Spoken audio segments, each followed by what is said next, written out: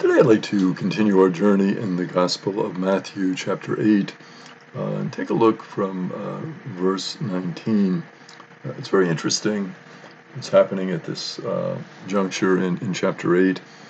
A scribe is approaching Jesus, and the scribe says to Jesus, "Teacher, I will follow you wherever you go." Now, the interesting thing about this passage is the use of the term teacher.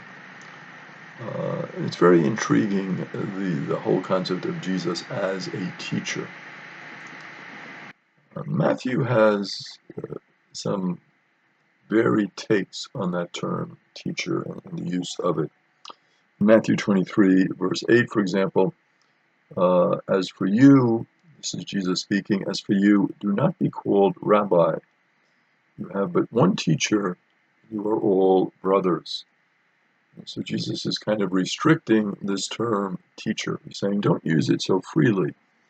You have only one teacher.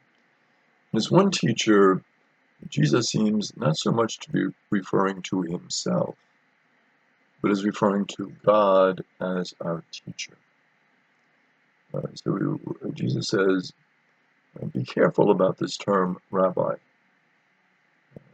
And of course, we had the Pharisees, we had the scribes, we had the Sadducees, we had different groupings. So this term teacher seems to be one that Jesus is reflecting on and trying to define a little bit more clearly. And of course, when you look at it, the point Jesus is making here, of course, seems obvious to us, right? I mean, who is our teacher but God? Other people whom we call teachers or teacher figures help us. They're guides. They try to unpack our thirst for knowledge, and they try to share their knowledge and their thirst for knowledge with us. But the term teacher, strictly speaking, who is the only one who can teach us?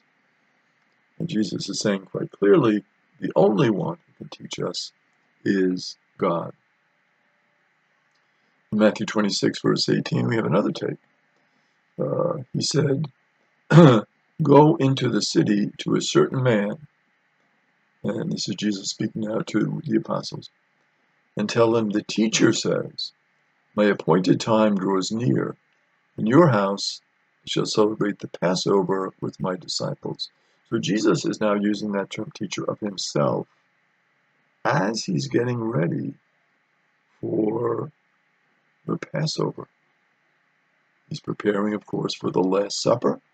He's preparing for his death on Good Friday, his resurrection, his ascension, ascending of the Spirit, the Paschal mystery. Jesus is a teacher in the complete sense here, because he's teaching the apostles about the Paschal mystery, which of course the apostles are, clueless at this point, because this mystery is just so overwhelming that Jesus is, first of all, that he would have to die and suffer, and then he would rise, he would send the Spirit. This is all something that the apostles are reeling from, one after the other. All these amazing things are happening. How can you process all of this? So the way you process it is by referring back to Jesus as teacher. Jesus is teaching the apostles something. And of course, in using the apostles using that term teacher, it's very vague here exactly what they have to do. Jesus is saying, well, go and say the teacher needs the house. Okay, they don't know this fellow. And they've got to make this ask for the house. And of course, they do what Jesus says to do it, and they do it. But ultimately, the apostles are struggling here to really understand exactly what Jesus is saying. Matthew also has Jesus using it by his opponents, which is very interesting. In Matthew, for example, chapter 9, verse 11, the Pharisees saw this and said to his disciples, why does your teacher eat with tax collectors and sinners? So here now the Pharisees are taking this term teacher And they're applying it to Jesus, and many times Jesus doesn't even apply it to himself. But are the Pharisees recognizing something special about Jesus? We talk about the Pharisees as many times opposed to Jesus, questioning Jesus. Jesus calls certain Pharisees hypocrites. So sometimes the Pharisees get a bad rap in the scriptures. But overall, you hear the Pharisees, saying, "Why does your teacher?" So they're showing respect for Jesus. Why does your teacher do this? Of course, they're challenging the disciples and saying, he's eating with tax collectors, he's eating with sinners, he's eating with people who are going to make him impure. And this would be something that the Pharisees would not understand and be shocked at. You don't eat with tax collectors. You don't eat with the sinners. That's going to contaminate you. And of course, even today, many times people say, well, don't associate with this person. Harm could come to you. Bad things might happen if you talk to this one. And of course, Jesus doesn't seem to engage too well with that, does he? I mean, he's always with the people that other people might say, well, you should never associate with that one, but Jesus is there associating with that one. But the Pharisees are recognizing something here by using this term teacher of Jesus. Now, are they using it in a mocking fashion? Saying, well, he's supposed to be the teacher and look what he's doing? Or is there a certain respect for Jesus? They understand his learning. They've seen him speak about the scriptures. They've seen him talk. And we just have in chapters 5, 6, and 7 the amazing Sermon on the Mount.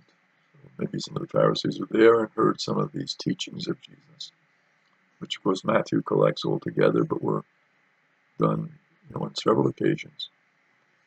But those teachings, very profound and very challenging.